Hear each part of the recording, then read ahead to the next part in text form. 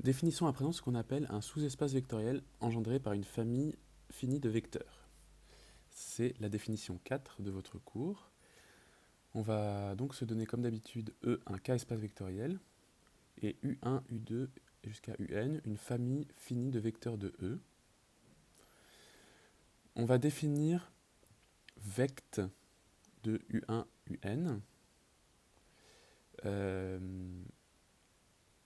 C'est ce qu'on va appeler le sous-espace vectoriel engendré par la famille UI, UN, U1, UN.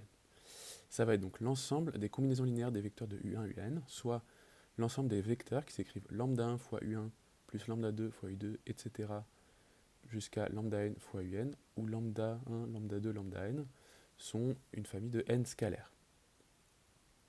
Avant de passer aux propriétés, notamment le fait que ça soit un sous-espace vectoriel, regardons quelques exemples dans des espaces qu'on a déjà étudiés. Alors le premier exemple que je vais étudier, c'est dans R2. Je vais prendre juste le vecteur U tout seul.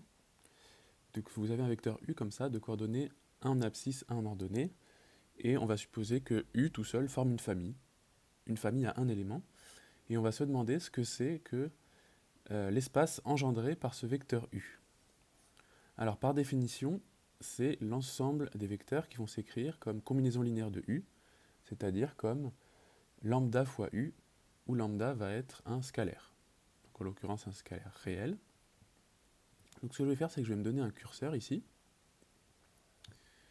Je vais pouvoir changer la valeur de lambda à ma guise, et je vais tracer en bleu le vecteur W. W c'est juste lambda fois U. Donc vous voyez, quand j'ai mis lambda est égal à 1, V est égal à U. Si je mets lambda est égal à 2, à 3 ici, pardon, ça va faire 3U. Et si je vais dans l'un des négatifs, par exemple moins 1, ça va me donner moins U. Et bien l'espace vectoriel engendré par U, ça va être l'ensemble des vecteurs W que je vais obtenir en faisant varier lambda. Donc en faisant varier lambda, je vais avoir un certain nombre de vecteurs. Et donc tous ces vecteurs-là vont faire partie du sous-espace vectoriel engendré par U, et réciproquement. C'est-à-dire que tout le sous-espace vectoriel engendré par U, c'est ces ensembles de vecteurs W. Donc on verra un petit peu plus tard qu'on assimilera ces ensembles de vecteurs à une droite. Parce que comme on le voit, le vecteur W, il ne peut vivre que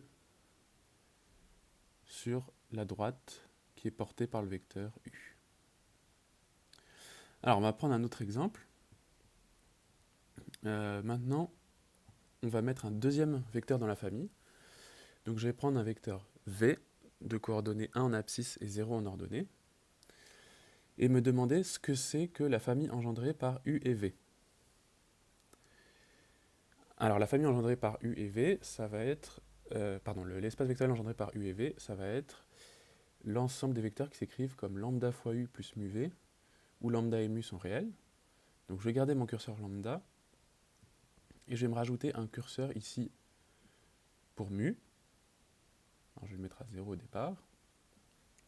Et maintenant W, je vais l'autoriser à prendre aussi des valeurs atteintes par V, si j'y arrive.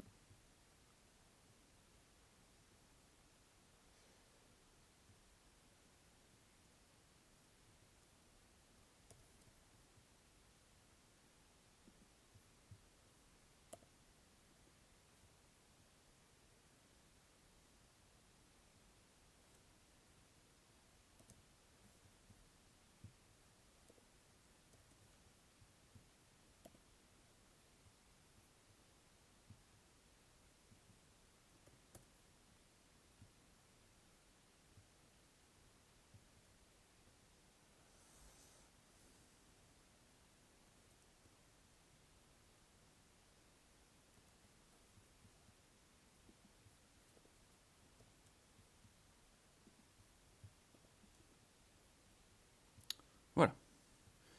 Donc j'ai tracé ici en noir le vecteur A qui est égal à lambda U plus mu V. Et je vois que en faisant varier lambda, j'obtiens comme tout à l'heure, mais maintenant je vais aussi avoir un deuxième bouton, mu, qui va me permettre de faire varier. En fait, ce que je vais me rendre compte, c'est que n'importe quel vecteur de R2, je vais pouvoir l'écrire en faisant varier lambda et mu. Donc si par exemple, je veux atteindre ce vecteur-là, donc le vecteur de coordonnées 4 en abscisse et 2 en ordonnée, je vais essayer de fixer lambda à 1.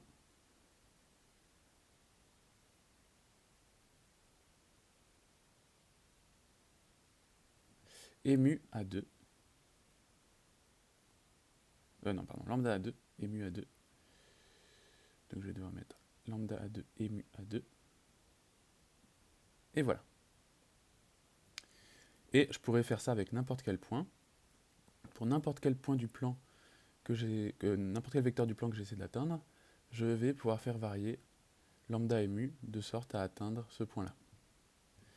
Donc le sous-espace vectoriel engendré par la famille UV, ça va être l'ensemble de ces vecteurs-là que je vais obtenir en faisant varier lambda et mu.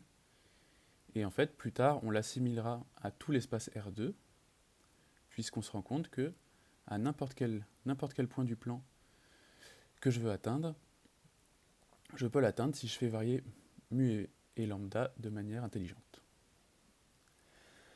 Enfin, on va voir un dernier exemple, celui-là de manière un petit peu plus analytique. On va s'intéresser à une suite. Donc on va se placer dans E l'ensemble des suites réelles. Et on va poser F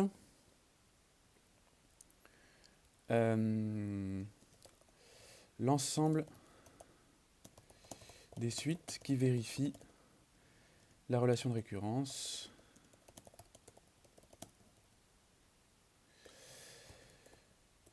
un plus 2 moins 5 un plus 1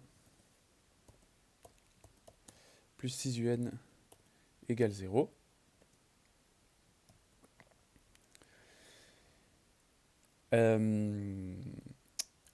Et on va se demander donc, comment on faisait pour trouver l'ensemble des suites qui vérifiaient ça. Alors dans le chapitre sur les suites, on avait vu que pour ce faire, il fallait résoudre une équation caractéristique. En l'occurrence, donc l'équation caractéristique, c'était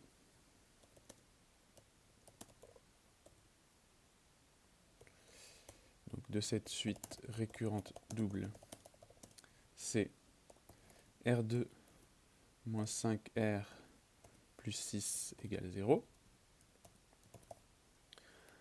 Alors bon, mon but, c'est pas de passer beaucoup de détails sur la résolution, mais donc je vais aller donner tout de suite la forme factorisée qui est R-2 fois R-3. Comme on a deux racines réelles à l'équation caractéristique,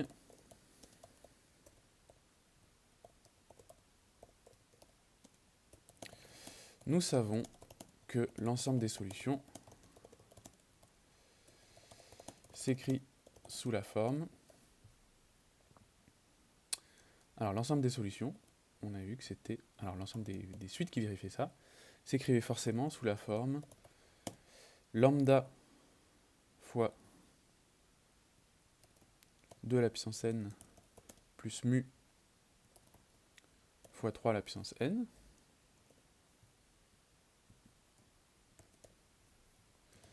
Où lambda et mu étaient de réels.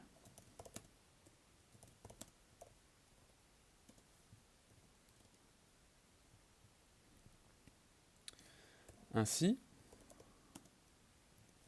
F est l'espace engendré par deux vecteurs, donc deux vecteurs U et V, qui sont deux suites.